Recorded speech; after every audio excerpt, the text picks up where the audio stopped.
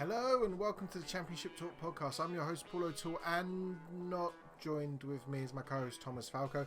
We just couldn't get together to record, but we wanted to make sure that we get the fixtures reviewed and go through the news. And the biggest item of news, and the only real item of news that we're going to talk about today, is the sacking of Mick McCarthy.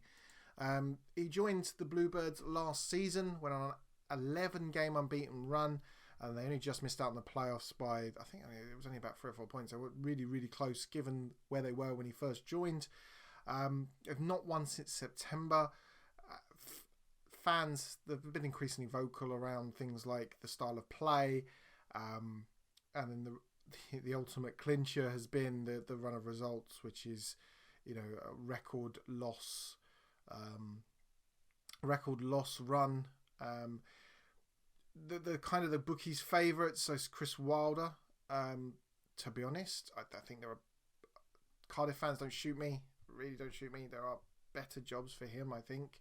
And the reason why I kind of say that is I want to look at the financial constraints that Cardiff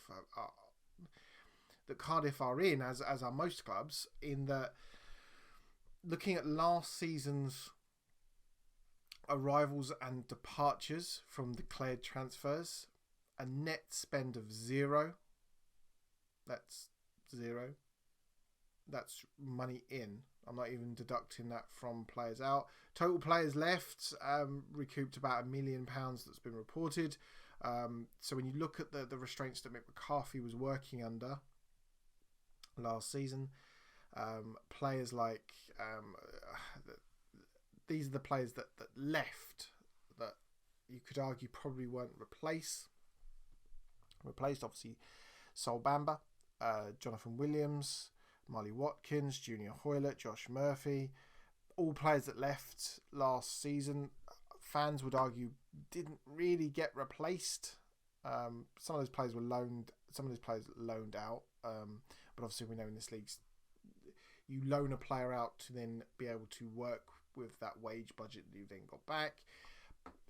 It's tough for whoever goes into Cardiff, and I just think Chris Wilder will probably see himself as capable of doing it.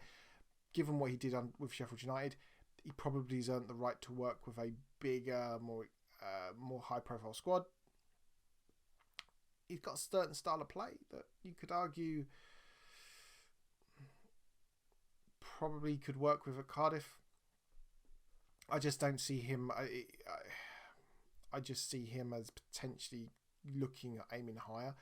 When you look at other names that are in contention, Chris Hughton, you look at Alex Neil, you've got managers like Alan Pardew, Tony Pulis, all out of work.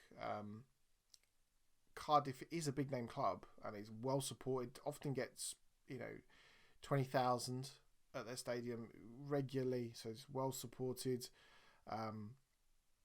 As I say, does have a core of good players. Just need to find a way of playing that would unlock that. I think that Mick McCarthy's style of play, as we saw with Ipswich, is effective to keep a team in the Championship with the financial constraints that he can work under.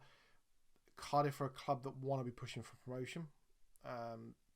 Bags of Premier League experience in the past, and you just can see that they're going to want to work towards the upper mid-table rather than fighting relegation. Would you back Mick McCarthy to keep you up? Yeah, of course you would. If you're a club looking for a promotion, there are other managers out there that you could probably look for. But what I would argue with Cardiff is some of the names that have been mentioned are managers who've got teams relegated in the past. And if you want to stay in this league, Mick McCarthy keeps you in this league. We saw with Ipswich, the Ipswich fans run Mick McCarthy out of Portman Road. Some of the fan sentiment was horrendous. They criticised his style of play. They criticised every substitution he made. They booed every team sheet. The next season, they went down with one of their worst points tallies ever. So it's sometimes, don't count your, don't look a gift horse in the mouth in terms of staying in this league and don't take that for granted. That being said, the number of losses in a row, which stands quite heavy, the board probably had no choice. I just don't think changing the manager automatically is going to guarantee him safety. There are a lot of teams struggling. A manager coming in is going to have the same group of players to work with. I don't know. Mick McCarthy's he's got good football brain. I know Thomas was a really big fan of his. He did lots of good work on commentary. Obviously did a great job to start with. It's obviously since the summer not gone his way. Whether that could be he didn't get the players he wanted, or whether that didn't get the quality of players that he wanted in the right areas. When you look, they've got one of the best strikers in the league, Kiefer Moore. It's just working out how to get the best out of him. So that concludes our news roundup. Not a lot of championship news in this news roundup.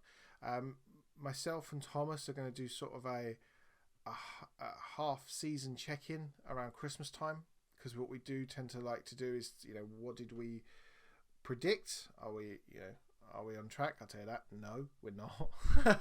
In terms of our predictions, we're going to look at them predicting the next half of the season, because as we're wildly off, we might as well be wildly off again. A couple of the predictions Thomas made are bang on in terms of teams that he thought would go up. I was miles wrong. And we will be reviewing as we move into the transfer window. Thomas likes to do his roundup as well, so we'll be doing the roundup of transfers. So thank you all for listening, and we will be back next week. Hopefully both myself and Thomas will be back next week, which will be good. As always, you can check out our main podcast on any kind of podcast subscription channel, where we're going to be I'll be reviewing the 2 round of fixtures we just had, looking at the table where it stands, and previewing the weekend's fixtures that are coming up. So it's goodbye from me, and Thomas would say goodbye as well, but he's not here, so goodbye.